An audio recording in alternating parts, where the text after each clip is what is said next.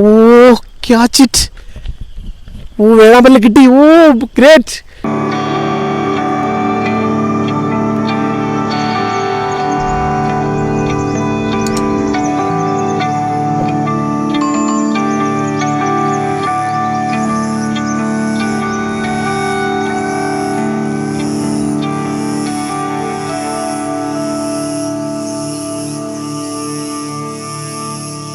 നമസ്കാരം. പച്ചിലയുടെ പുതിയൊരു അധ്യായത്തിലേക്ക് ഏവർക്കും ഹൃദ്യമായ സ്വാഗതം.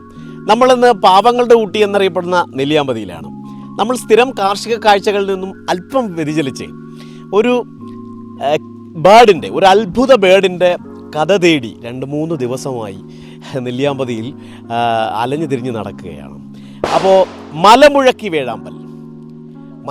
വേഴാമ്പലിൻ്റെ വിശേഷങ്ങളാണ് ഇന്നത്തെ എപ്പിസോഡിൽ. ഇന്ന് വേഴാമ്പലും അതിൻ്റെ ജീവിതവും ഒക്കെ നമുക്ക് പരിചയപ്പെടുത്തി തരുന്നത് തൻ്റെ ജീവിതം തന്നെ കാടിനു വേണ്ടി അല്ലെങ്കിൽ പക്ഷികൾക്ക് വേണ്ടി ഒഴിഞ്ഞുവെച്ച മഹേഷ് നെല്ലിയാമ്പതിയോടൊപ്പമാണ്. ശ്രീ മഹേഷ് നെല്ലിയാമ്പതിയുടെ കാടാണ് ജീവിതം. സത്യത്തിൽ ജീവിതം തന്നെയാണ് അദ്ദേഹത്തിൻ്റെ കാട്. മഹേഷേ നമസ്കാരം, സുഖമായിട്ടിരിക്കുന്നോ? പച്ചിലയുടെ ഒരു സഹയാത്രികനാണ്. നെല്ലിയാമ്പതിയിലെ എല്ലാ കാര്യങ്ങളിലും ഞങ്ങളെ സഹായിക്കുന്ന നമ്മുടെ പ്രിയപ്പെട്ട സുഹൃത്തു കൂടിയാണ്, പച്ചിലയുടെ സഹയാത്രികൻ കൂടിയാണ്. ആദ്യം തന്നെ എല്ലാവിധമായ ഹരിതാഭിവാദ്യങ്ങളും അർപ്പിക്കുകയാണ്.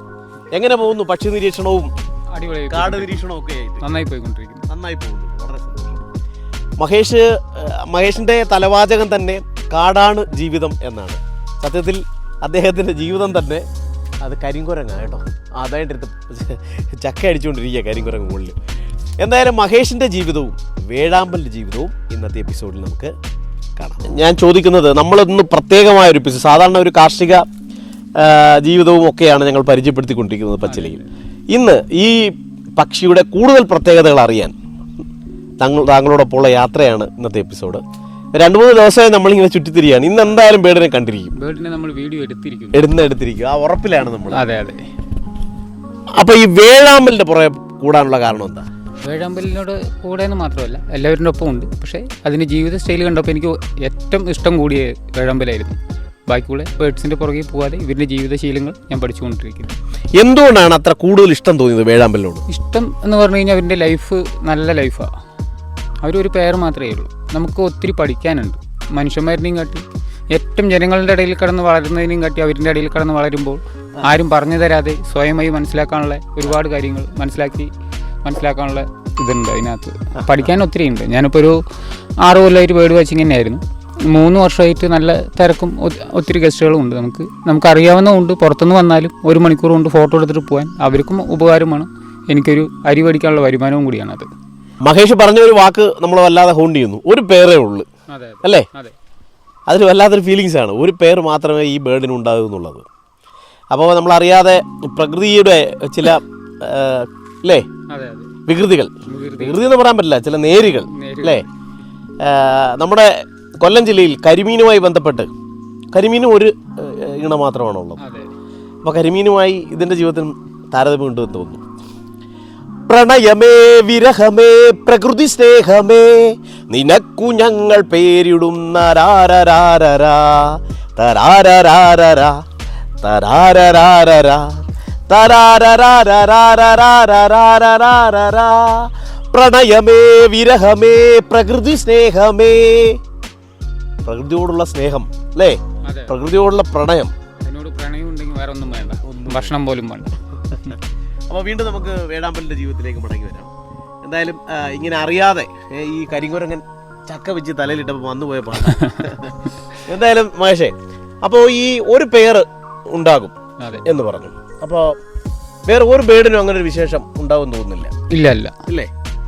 അപ്പോൾ പ്രകൃതിയുടെ വികൃതികളാണ്. അതെ. പ്രകൃതിയുടെ നേരികളാണ്. അവരുടെ ഒപ്പം ഇരുന്നാൽ സമയം പോകുന്നത് വരെ അറിയത്തില്ല.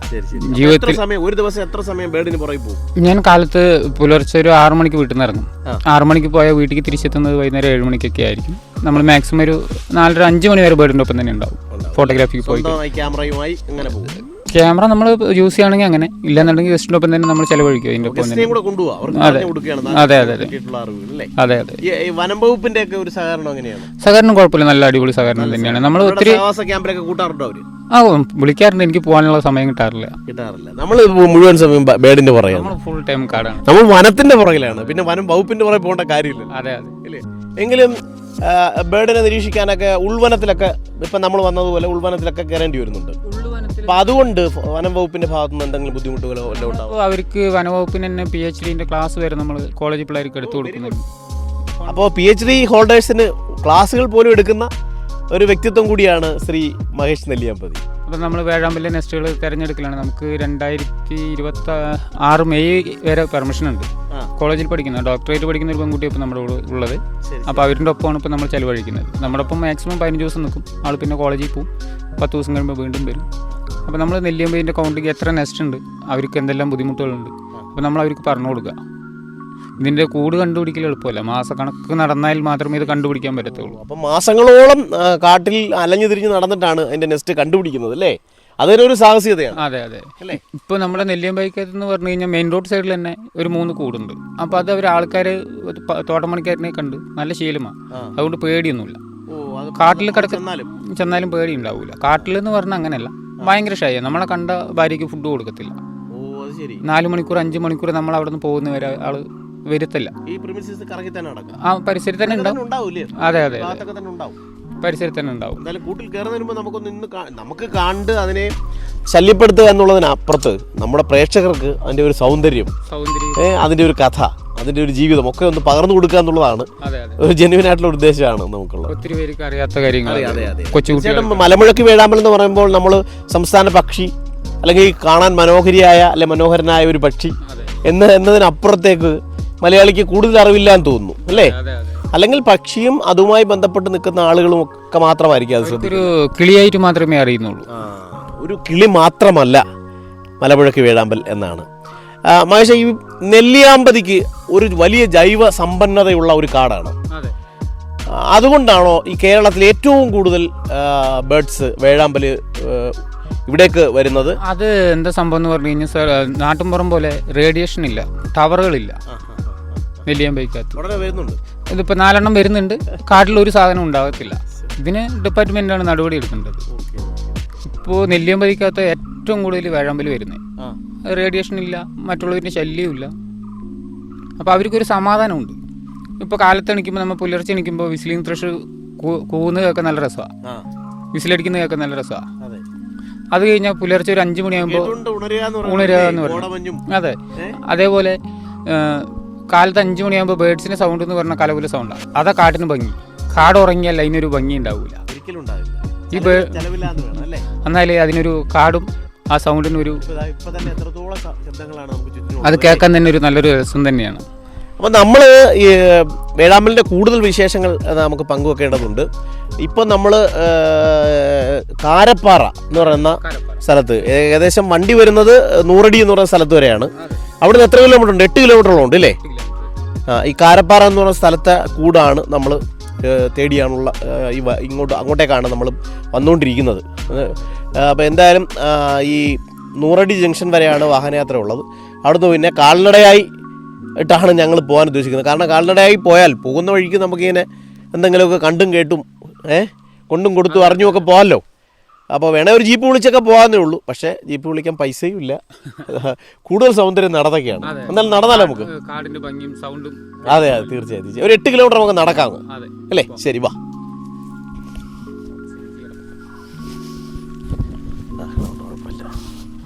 അപ്പോൾ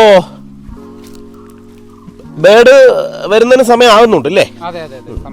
അപ്പോൾ എന്തായാലും ഇന്ന് നമുക്ക് അതിനെ കാണണം. ഇന്നലെയും കാണാൻ പറ്റില്ല, മെനഞ്ഞാന്നും കാണാൻ പറ്റിയില്ല. ഇന്ന് നമുക്ക് കാണണം അല്ലേ? ഇന്ന് കണ്ട് നമ്മൾ വീഡിയോ എടുത്തിട്ട് മടങ്ങുന്നുള്ളൂ. കുറേയേറെ സമയമായിട്ട് ഇങ്ങനെ നടന്ന് ഇങ്ങനെ മഹേഷിൻ്റെ കൂടെ നടന്ന് ഒരു പരുവായി. എന്തായാലും ആ സ്ഥലം എത്താറായി. കാരപ്പാറ ഈ ബേർഡിൻ്റെ നെസ്റ്റിലേക്ക് എത്താറായി. ഇവിടെ എന്തൊക്കെയോ തപ്പുന്നുണ്ട്, എന്താന്ന് നോക്കാം. മഹേഷേ, എന്താ നോക്കുന്നേ? വേഴാമ്പൽ കഴിക്കുന്നേ? ഓ, ആലിൻ്റെ പഴം. അത് ശരി ശരി. ഇതാണ് വേഴാമ്പൽ കഴിക്കുന്നത്. ഒരു മാക്സിമം ഒരു 40 എണ്ണം തൊണ്ടയ്ക്കകത്ത് വയ്ക്കും. 40 എണ്ണോ? ഈ വലിപ്പത്തിലുള്ളത്? ഈ വലിപ്പത്തിലുള്ളത്. ഓ, 40 എണ്ണം അതിൻ്റെ തൊണ്ടയിൽ വെച്ചിട്ട് അതിന്റെ പേരിന് കൊണ്ട് കൊടുക്കുക. വൈഫിന് കൊണ്ടേ കൊടുക്കും. ഓ, ഇത് കണ്ടോ 40-36 വരെ ഉണ്ടാവും. 7 മിനിറ്റേ കൊടുക്കത്തുള്ളൂ ഫുഡ്. വലിയ അത്ഭുതമാണ് കേട്ടോ. ഇതിന്റെ 40ഓളം കായ്കൾ അവന്റെ തൊണ്ടയിൽ വെച്ചിട്ട് അത് ഇണക്കി കൊണ്ടുവന്ന് നെസ്റ്റിൽ അതിന്റെ കൂട്ടിലേക്ക് ഇട്ട് കൊടുക്കുകയാണെന്ന്. വലിയ അത്ഭുതമാണല്ലോ വേഴാമ്പലിന്റെ ലോകം എന്ന് പറയുന്നത്. ഒരു ടെക്സ്റ്റ് ആക്കി കൂടെ മഹേഷേ? 36-40 വരെ അതിന്റെ തൊണ്ടയിൽ വയ്ക്കും. അപ്പൊ നമ്മൾ ഫുൾ ടൈം അതിന്റെ പുറകിലായതുകൊണ്ട് നമ്മൾ കൊടുക്കുന്ന ഭക്ഷണം എണ്ണും. ഓരോ ട്രിപ്പും ഫീഡ് ചെയ്യുമ്പോൾ നമ്മൾ എണ്ണും. അപ്പോൾ ഓരോ ട്രിപ്പ് ഫീഡ് ചെയ്യുമ്പോൾ ഓരോന്ന് വെച്ചിട്ടേ കൊടുക്കത്തില്ല. ആണല്ലേ? ഈ കുരുക്കളായതുകൊണ്ട് ഓരോന്നില്ലെങ്കിൽ 2 എണ്ണം വെച്ചിട്ട് പോകത്തുള്ളൂ. നമ്മളപ്പോൾ അങ്ങനെ എണ്ണിയപ്പോൾ ഒരു 46-40 എണ്ണം അങ്ങനെ കയറി വരുന്നുണ്ട്. കുറച്ച് പേരും കൂടിയല്ലേ. ഇത് സാധാരണ ഉൾവനങ്ങളിലാണോ അതോ ഇത്തരം തുറസായ സ്ഥലങ്ങളിലാണോ? ഉള്ളേരിയിലായിരുന്നു ഏറ്റവും കൂടുതൽ ഉണ്ടായിരുന്നു. ഇപ്പോൾ നമ്മുടെ മനുഷ്യന്മാരിന്റെ ഇടയിലോട്ട് വന്നുകൊണ്ടിരിക്കുക അവര്. ഓ, അത് ശരിയാ. ഇപ്പോൾ പ്ലാന്റേഷനകത്ത കൂടുകൾ ഏറ്റവും കൂടുതൽ കാണുന്നത്. പ്ലാന്റേഷൻ ലയങ്ങളുടെ ഒക്കെ സമീപത്തൊക്കെ കൂട് വെക്കാറുണ്ട് അല്ലേ? വീട്ടിന്റെ പരിസരത്ത് അവരിന്റെ ഒരു സേഫിന് വേണ്ടിയിട്ടായിരിക്കും അവർ വെക്കുന്നത്. മറ്റുള്ളവരുടെ നല്ലൊരു കാട്ടരുവി ഉണ്ടല്ലോ. എനിക്ക് തോന്നുന്നത് ഈ കൈത്തോടാണ് ചാലക്കുടി പുഴയായിട്ട് മാറുന്നത്. ചാലക്കുടിക്ക് പോകുന്നത് നോക്കൂ, വേണ്ടായേ ഈ ചെറിയ കൈത്തോടാണ് ഒഴുകി കിലോമീറ്ററുകൾ കടന്ന് നെല്ലിയാമ്പതിയുടെ താഴ്വാരവും കടന്ന് ചാലക്കുടി പുഴയിലേക്ക് എത്തുന്നത് അല്ലേ? ചാലക്കുടി പുഴയായി ഉണ്ടാ. ഓ, ക്യാച്ച് ഇറ്റ്.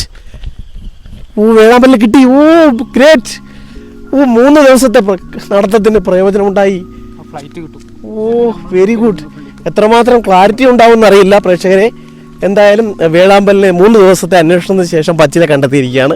പച്ചില കണ്ടെത്തിയെന്ന് പറയാൻ പറ്റത്തില്ല, മഹേഷ് നെല്ലിയാമ്പതി കണ്ടെത്തി നമ്മൾ കാണിച്ചു തരികയാണ്. Mahesh, thank you, great. First ടൈമാണ് ഇങ്ങനെ എത്ര അടുത്ത് കാണാൻ കഴിയുന്നത്. പോയോ? അയ്യോ, ഉണ്ട്. ദേ അവിടെ തന്നെ ഉണ്ട്. അതെ, നമ്മുടെ കൂടിൻ്റെ അടുത്ത് തന്നെ ഒരു ബ്രാഞ്ചസിൽ വന്നിട്ടുണ്ട്.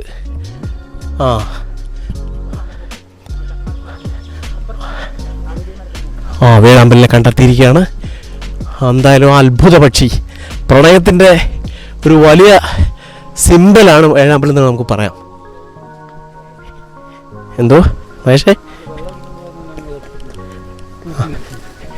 ഇത് കൂടാണോ? ഇത് കൂട് ഏതാണ്? ഇതിൻ്റെ എവിടെയാണ് കൂട്?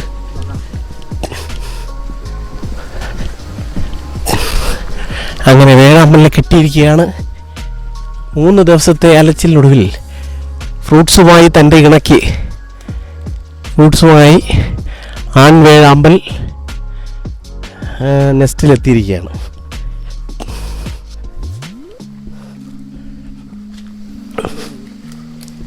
നമുക്ക് എത്ര ക്ലാരിറ്റി ഉണ്ടെന്ന് അറിയില്ല. എന്തായാലും മഹേഷ് കുറച്ച് വിഷല് അതാ എന്തേ കൂട്ടില്ല ബേഡല്ലേ? ആ പേട് ഞാൻ കണ്ടു, പക്ഷെ അതിൻ്റെ നെസ്റ്റ് കണ്ടില്ലല്ലോ. മാറി ഇങ്ങോട്ടും പോരാ, അങ്ങോട്ടും പോ. അത് നമ്മളെ കണ്ടിട്ട് കൂടുതൽ ഉയരത്തിലേക്ക് പോവാണ്. ഫുഡ് കൊടുക്കണോ? കൊരങ്ങന, ഒരു കരിങ്കുരങ്ങൻ കൂട്ടിൻ്റെ അടുത്തേക്ക് വന്നു. ബേഡ് കാണ്ട കുറച്ച് ഉയരത്തിലേക്ക് പോയിട്ടുണ്ട്. അങ്ങനെ നല്ല വിഷ്വല് നമുക്ക് കാണിക്കാം. ഈ ബേഡ് തീറ്റ കൊടുത്തു കഴിഞ്ഞിട്ട് പോകുന്നതാണ് കാണുന്നത്. കൂട് ഈ കാണുന്ന പൊത്തിനോടെയാണ്. ഇവിടെയാണോ കൂട്? അപ്പൊ അതിന്റെ ക്ലോസ് എടുത്തോ, അതിന്റെ കൂട് നമുക്കൊന്ന് കാണാം. അങ്ങനെ മലമുഴക്കി വേഴാമ്പൽ അതിന്റെ ഇണക്കി ഭക്ഷണം കൊടുക്കുന്ന രംഗങ്ങളാണ് ഇപ്പം നമ്മൾ കാണുന്നത്.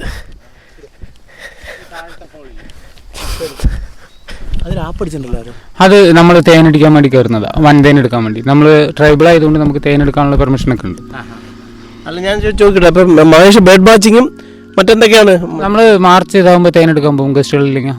മലഞ്ചരക്ക് എല്ലാ സാധനങ്ങളും. മാർച്ച് എക്സാം ടൈം ഒക്കെ ആയിട്ട് ടൂറിസ്റ്റുകളുടെ വരവ് കുറവായിരിക്കും അല്ലേ? ടൂറിസ്റ്റ് നമ്മൾ എടുത്ത് ചെയ്യുന്നില്ല, ഫോട്ടോഗ്രാഫിക്ക് ഒന്ന് ചെയ്ത് കൊടുക്കാൻ മാത്രമേ ഉള്ളൂ. ഇല്ല. ബേർഡ് വാച്ചിങ്ങിൽ ഇൻട്രസ്റ്റ് ആയിട്ടുള്ള ഗസ്റ്റിനെയാണ് എടുക്കുന്നത്. പിന്നെ നമ്മൾ ഫാമിലി ഗസ്റ്റ് എടുക്കാറുണ്ട്. ഫാമിലി ഗസ്റ്റ് ആകുമ്പോൾ ശല്യമില്ലാതെ നമുക്ക് അവരിനെ കൊണ്ടുപോകും, നമുക്കൊരു സമാധാനം ഉണ്ടാവും. മഹേഷ് ബേർഡ് വാച്ചിങ്ങിനോടൊപ്പം തന്നെ തേനെടുക്കാനും പോകുന്നുണ്ട്. അപ്പോൾ തേനെടുക്കാൻ പോകുന്ന മരങ്ങളിൽ ഒന്നിൽ തന്നെയാണ് ഇപ്പോൾ ബേർഡ് നെസ്റ്റ് വെച്ചിട്ടുള്ളത്. അപ്പം നമുക്ക് വേഴാമ്പലിൻ്റെ കൂടൊരുക്കുന്ന പ്രോസസ്സ് വളരെ ശ്രമകരമാണ്.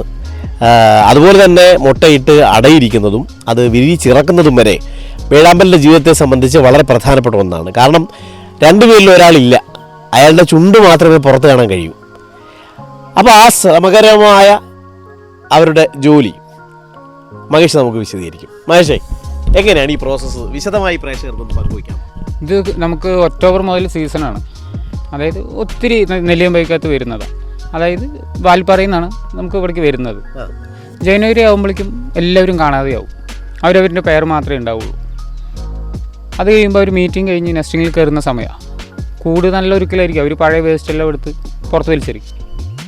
പുറത്ത് വലിച്ചെറിഞ്ഞ് കൂടൊക്കെ ക്ലീനാക്കി അതിനകത്ത് കയറി ഫീമെയിൽ കയറുമ്പോൾ മെയിൽ പുറത്തിരുന്ന് അടയ്ക്കുകയാണ് ചെയ്യുക മണ്ണ്.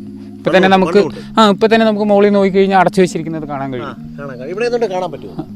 കാണാൻ കഴിയും. എന്നിട്ട് അത് കഴിയുമ്പോൾ ഫുഡ് കൊടുക്കുന്നത് അതിനകത്ത് കൂടിയാണ്. 3 മാസം അതിനകത്ത് കിടക്കണം. ഫീമെയിൽ 90 ദിവസം അതിനകത്ത് കിടക്കണം. 90-91 ദിവസം ഫീമെയിൽ അതിനകത്ത് തന്നെ ഇരിക്കുക. മെയിലാണ് പണിയെടുക്കുന്നത്. ആണ് പോയി ഫുഡും കാര്യങ്ങളൊക്കെ കൊണ്ടുവരിക.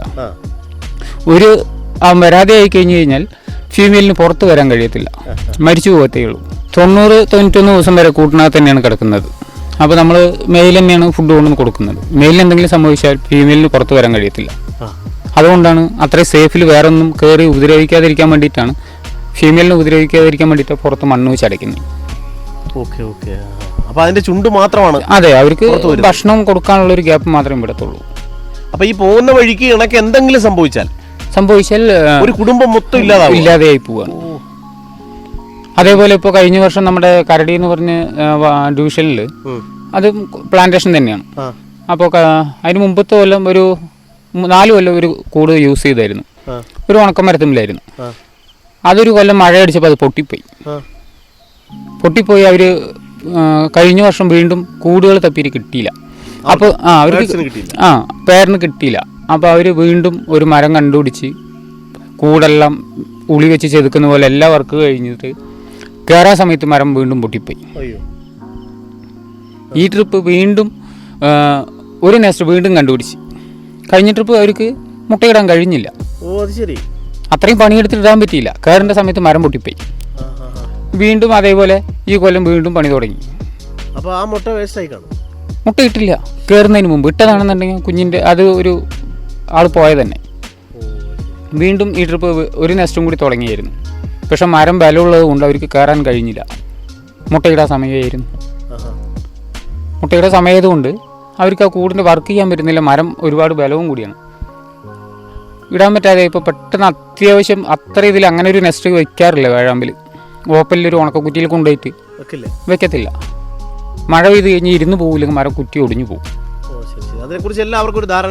അവർക്കൊരു ധാരണയുണ്ടാവും. ഇപ്പോൾ ഉള്ളത് നമ്മൾ കരവറ പോകുന്ന റോഡ് സൈഡിൽ തന്നെ ചെറിയ കുറ്റിയുമില്ല, ഫുള്ള് ഓപ്പനാണ്. മരം ചുറ്റു പൊന്തുക. ഏത് സൈഡ് വേണമെങ്കിലും ഭക്ഷണം കൊടുക്കാൻ പറ്റും. അങ്ങനെ ഒരു മരത്തിൽ വെക്കത്തില്ല. മുട്ടയുടെ സമയമായതുകൊണ്ട് ഓടിപ്പോയി അവർക്ക് കിട്ടിയൊരിത് അതിൽ വെച്ചതാ. അപ്പോൾ കഴിഞ്ഞ മഴയ്ക്ക് ഞാൻ വിചാരിച്ചത് ഉള്ളിൽ ഇറങ്ങിപ്പോവും. ഫ്രണ്ട് ഓപ്പനാണ്, മോള് ഓപ്പനാണ്. മഴ പെയ്ത് കഴിഞ്ഞാൽ ചിലപ്പോൾ മണ്ണുമ്മിലായിരിക്കും മുട്ടയിടുക. മഴ കുത്തി ഇതാകുമ്പോൾ ഇറങ്ങിപ്പോവും കൂട്. താഴേക്ക് ഇറങ്ങിപ്പോവും. അപ്പം ഞാൻ അങ്ങനത്തെ ഇടാറില്ല. അതേപോലെ നമ്മൾ വേഴാമ്പലിൻ്റെ ഒരു ഇതും കൂടി മനസ്സിലാക്കണം. നമ്മുടെ വീട് വാതിക്കൽ വെക്കുന്ന പോലെയാണ്. എല്ലാ കൂടും കിഴക്ക് ഭാഗത്തേ ഉണ്ടാകത്തുള്ളൂ. അതെ, നമ്മുടെ വാതിക്കൽ എങ്ങനെ വെക്കുന്നു, കാലത്തെ ലൈറ്റ് അതിലേക്ക് അടിക്കണം. എങ്ങനെ ഏത് കൂട്ടിൽ നോക്കിയാലും കിഴക്കേ ഉണ്ടാകത്തുള്ളൂ. മെയിനായിട്ട് പഠിക്കാനുള്ളത്. പിന്നെ നമ്മൾ ഈ 90 ദിവസത്തിന് ശേഷം മുട്ട വിരിഞ്ഞ് ബാക്കിയുള്ള പ്രോസസ്സും കൂടി ഒന്ന് പറയാം. 90 ദിവസത്തിൽ മുട്ട വിരിഞ്ഞവർ ഫീമെയിൽ പുറത്ത് വരും. അതെ അതെ, ഈ 90 ദിവസം കഴിഞ്ഞാൽ. അതെ, അത് കഴിഞ്ഞ് 3 മാസം അതിനകത്ത് തന്നെയാണ്. പുറത്ത് വരത്തില്ല ആള്.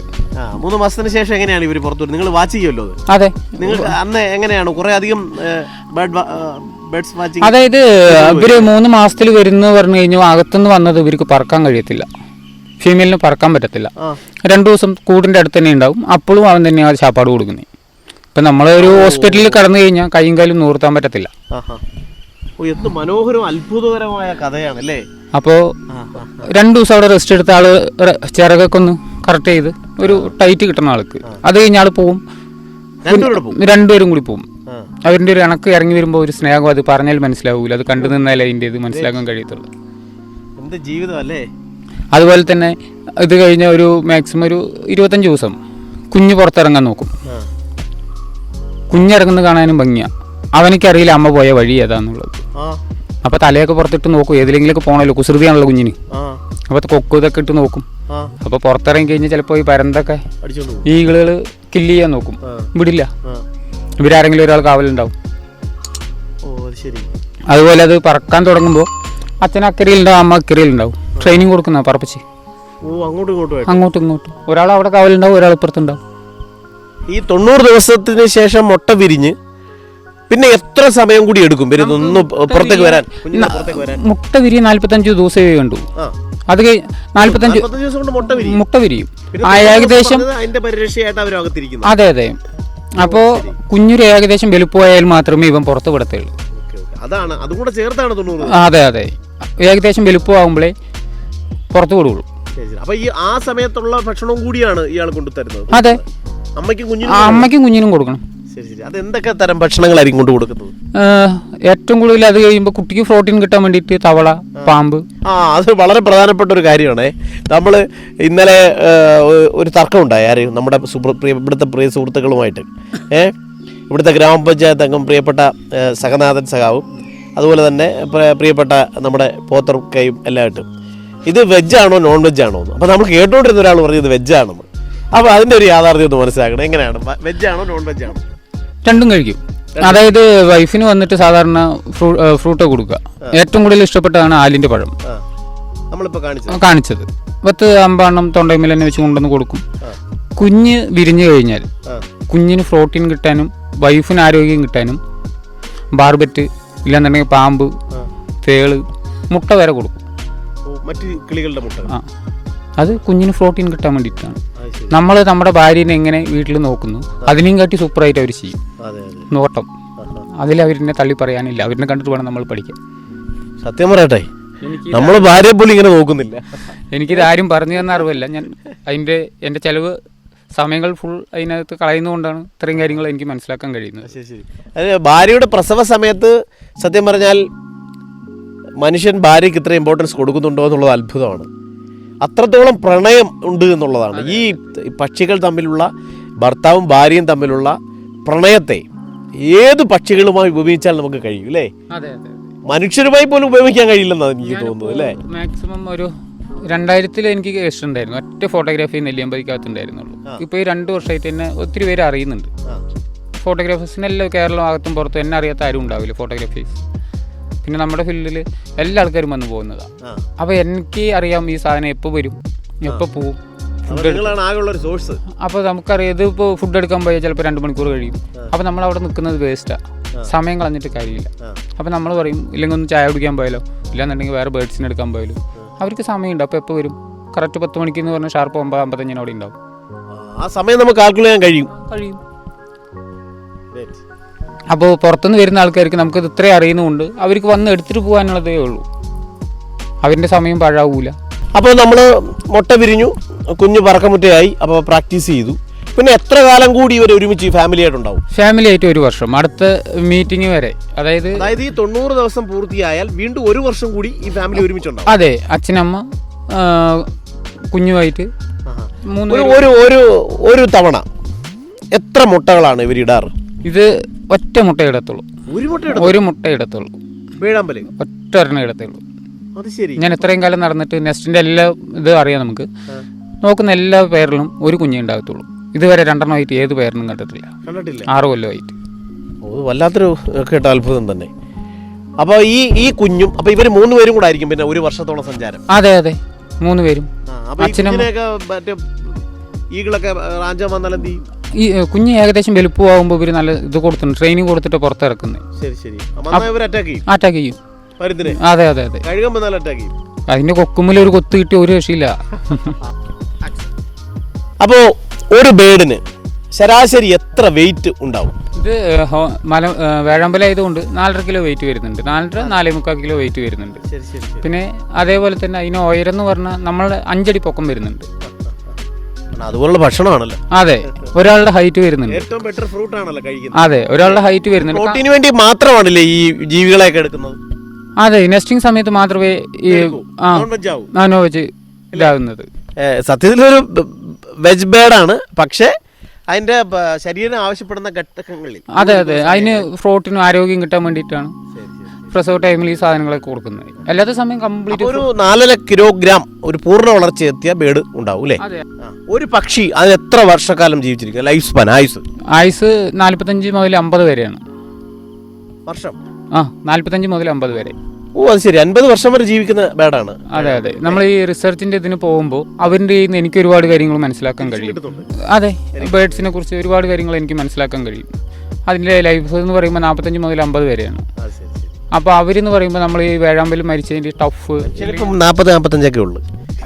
ടഫ് നിറച്ചതിൽ അവർ ഉയരം, ഹൈറ്റ്, എത്ര നീളം ഉണ്ടെന്നൊക്കെ നോക്കുന്നതുകൊണ്ട് കുറച്ച് കാര്യങ്ങൾ അവരിനോട് ചേരുമ്പോൾ എനിക്ക് ഇതിനോട് ഒന്നും കൂടി അങ്ങനെയാണല്ലോ കൊണ്ടും കൊടുത്തു. അപ്പോൾ ഒരുപാട് കാര്യങ്ങൾ എനിക്ക് മനസ്സിലാക്കാൻ കഴിയുന്നുണ്ട്. അതുകൊണ്ട് വരുന്നവരൊരു ആൾ വന്ന് നമ്മളടുത്ത് ചോദിക്കുകയാണെങ്കിൽ പോലും നല്ല കാര്യങ്ങൾ പറഞ്ഞു കൊടുക്കാൻ പറ്റുന്നുണ്ട്. എന്തായാലും മലമുഴക്കി വേഴാമ്പലിന്റെ ജീവിതം പോലെ തന്നെ അത്ഭുതകരമായ ജീവിതമാണ് കാടാട് ജീവിതം മഹേഷ് ജിയുടെ. എന്തായാലും വളരെ പ്രൗഡായി ചേർത്ത് നിർത്തേണ്ട ഒരു വ്യക്തിത്വമാണ് മഹേഷ് ജി. 3 പേരും കൂടി ഒരു വർഷം സഞ്ചരിക്കും. അതായത് അടുത്ത മീറ്റിംഗ് വരുന്ന സമയങ്ങളിൽ കുഞ്ഞ് മാറിക്കോളും. അവർക്ക് ഏകദേശം 1 വയസ്സ് പ്രായം ആകുമ്പോൾ അവരൊരു ഇണ തിരഞ്ഞ് കണ്ടുപിടിക്കും. കുഞ്ഞ് വലുതാകണമെന്നുണ്ടെങ്കിൽ മാക്സിമം 2 വർഷമാണ്. തലയിലത്തെ ഓട് വലുതാകണമെന്നുണ്ടെങ്കിൽ, എന്നാലേ ശരിക്കും തൊപ്പി അതിൻ്റെ വലുതാകത്തുള്ളൂ. ഇല്ലെങ്കിൽ അതിൻ്റെ അതായത് അതിൻ്റെ തലയിലുള്ള ഇതാണ് ഞാൻ ഉദ്ദേശിച്ചത്, ഹെൽമെറ്റ് പോലെ. അതെ അപ്പം അത് കുഞ്ഞിറങ്ങുമ്പോൾ തലയിൽ ഓടുണ്ടാവൂല. കാണാൻ ഭയങ്കര ഒരു ചെറിയൊരു കുഞ്ഞ് ജനിച്ചാൽ എങ്ങനെ ഉണ്ടാവും അതുപോലെ ആയിരിക്കും, മുടിയില്ലാത്ത പോലെ. അതെ അത് 2 വർഷം കഴിയുമ്പോഴാണ് അതിൻ്റെ ശരിക്കുമുള്ളൊരു ഭംഗി കാണാൻ പറ്റാത്തത്. അതിനുശേഷം ഇവൻ പോയി വേറെ തെരഞ്ഞു കണ്ടുപിടിച്ച് അവർ വേറെ കൂട് ചെയ്ത് വർക്ക് ചെയ്ത് വേറെ ഒരു കുടുംബമായി അങ്ങനെ പോകുന്നതാണ്. അപ്പോൾ ഈ നെല്ലിയാമ്പതിയിൽ നല്ല കാലാവസ്ഥ ആയതുകൊണ്ടായിരിക്കും വാൽപ്പാറയിൽ നിന്ന് നേരെ ഇങ്ങോട്ട് വരുന്നത്. എന്നാൽ സൈലന്റ് വാലി പോലെയുള്ള നിത്യഹരിത വനങ്ങൾ സമീപത്തുണ്ട്, നമ്മുടെ ജില്ലയിൽ തന്നെ, പാലക്കാട് തന്നെ ഉണ്ട്. പക്ഷെ കേരളത്തിൽ ഏറ്റവും കൂടുതൽ ബേർഡ്സ് കണ്ടുവരാറുള്ളത് ഇപ്പോൾ അതിരപ്പള്ളി, വാൽപ്പാറ, നെല്ലിയാമ്പതി, ഊട്ടി മേഖലകളിലാണ്. പക്ഷെ അതിരപ്പള്ളിയും വാൽപ്പാറയും കൂടുതലാണ്, അതേപോലെ നെല്ലിയാമ്പതിയും കൂടുതലാണ്. അതിരപ്പള്ളി, വാൽപ്പാറ, അതേപോലെ നെല്ലിയാമ്പതിയിലും ഏറ്റവും കൂടുതലാണ് ബേർഡ്സ്.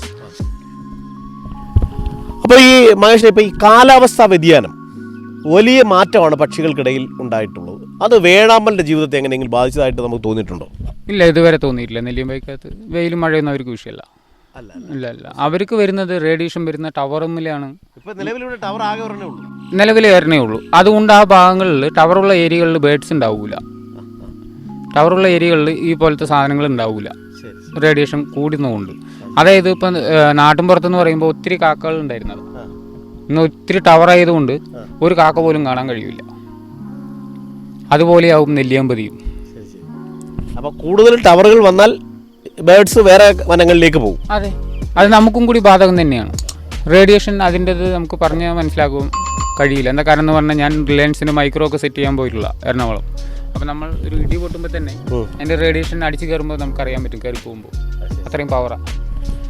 അപ്പോൾ ഞാൻ മനസ്സിലാക്കുന്നത് പറമ്പിക്കുളത്തോട് ചേർന്നാണല്ലേ ഈ കാരപ്പാറ ഭാഗമൊക്കെ സ്ഥിതി ചെയ്യുന്നത്. ഇവിടെ നേരിട്ട് പറമ്പിക്കുളത്തിലേക്ക് ഒരു റൂട്ട് ഉണ്ട് അല്ലേ, ഫോറസ്റ്റുകാർക്ക് അത് ക്ലോസ് ചെയ്തിരിക്കുകയാണ്. അപ്പോൾ വാൽപ്പാറ, ഊട്ടി,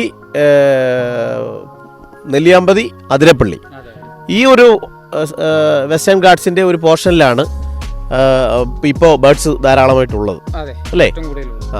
അപ്പോൾ ഇത് കാലാവസ്ഥാ വ്യതിയാനം വലിയ മാറ്റമാണ് ഉണ്ടായത്. ഇപ്പോൾ ഉദാഹരണം പറഞ്ഞാൽ ഈ മഴക്കാടുകളിൽ, നിത്യഹരിത വനങ്ങളിൽ മയിൽ അങ്ങനെ അധികം ഉണ്ടാകാറില്ല. മയിൽ നെല്ലിയാമ്പതിക്കകത്ത് പൊതുവെ ഇല്ലാത്തൊരു സാധനമായിരുന്നു. ഇപ്പം നെല്ലിയാമ്പതിക്കകത്ത് മയിൽ മാത്രമേ ഉള്ളൂ. അപ്പോൾ എന്ന് വെച്ചാൽ ഇവിടുത്തെ കാലാവസ്ഥ അട്ടിമറിക്കപ്പെട്ടു എന്നല്ലേ? അതെ. അത് നമ്മുടെ ബേർഡ്സിനെ അല്ലെങ്കിൽ വേഴാമ്പലിനെ ബാധിക്കുന്നുണ്ടോ? അതായത് പണ്ട് എന്ന് പറയുമ്പോൾ മയിലിനെ കാണണമെന്ന് പറഞ്ഞു കഴിഞ്ഞാൽ ഒന്നില്ലെങ്കിൽ പഴനി പോകണം ഒരു മയിലിനെ കാണണമെന്നുണ്ടെങ്കിൽ, ഇല്ലാന്നുണ്ടെങ്കിൽ വേറെ എവിടെയെങ്കിലും പോയാലേ ഒരെണ്ണം കാണാൻ പറ്റത്തുള്ളൂ, ഇല്ലെങ്കിൽ പറമ്പിക്കുളം പോകണം. വന്നാലേ റോഡ് സൈഡിൽ കാണാൻ പറ്റത്തേ ഉള്ളൂ. ഇന്ന് എവിടെയും പോകണ്ട, നെല്ലിയാമ്പതിക്കകത്ത് തന്നെ കോഴി മേയുന്ന പോലെ ഒരു 100 നമുക്ക് കാണാൻ പറ്റും. അപ്പോൾ എന്തായാലും വളരെ മനോഹരമായ ഒരു ജീവിതമാണ്, അല്ലെങ്കിൽ അത്ഭുതകരമായ ഒരു ജീവിതമാണ് മലമുഴക്കി വേഴാമ്പലിൻ്റേത്. ഇവിടെ കാടാണ് ജീവിതം എന്ന് പറഞ്ഞ് കാടിനെ സ്നേഹിക്കുന്ന പ്രിയപ്പെട്ട മഹേഷ് നെല്ലിയാമ്പതി നമുക്കായി വിവരിച്ച ഒരുപാട് കാര്യങ്ങൾ പ്രിയപ്പെട്ട പച്ചിലയുടെ പ്രിയ പ്രേക്ഷകർക്ക് ഒരു പുതിയ അറിവാകുമെന്ന കാര്യത്തിൽ സംശയമില്ല. പ്രണയം തൻ്റെ ഇണയോട് പ്രകടിപ്പിക്കുന്ന ലോകത്തിലെ തന്നെ അത്ഭുത പക്ഷികളിലൊന്നായി വേഴാമ്പൽ മാറുന്നു. ആ അറിവുകൾ നമുക്ക് പകർന്നു തന്ന പ്രിയപ്പെട്ട മഹേഷിൻ്റെ കാടു ജീവിതത്തിന് എല്ലാവിധമായ ഭാവുകങ്ങളും പച്ചില അർപ്പിക്കുകയാണ്. എന്തായാലും മലമുഴക്കി വേഴാമ്പലിനെ സംരക്ഷിക്കുവാനും അവയെ നിരീക്ഷിക്കുവാനും വരും തലമുറയ്ക്ക് അവയൊക്കെ പകർന്നു നൽകുവാനും വേണ്ടി ശ്രീ മഹേഷ് നെല്ലിയാമ്പതി നടത്തുന്ന ശ്രമങ്ങളെ ഒരിക്കൽ കൂടി സല്യൂട്ട് ചെയ്യുന്നു. ഹരിതാഭിവാദ്യങ്ങൾ.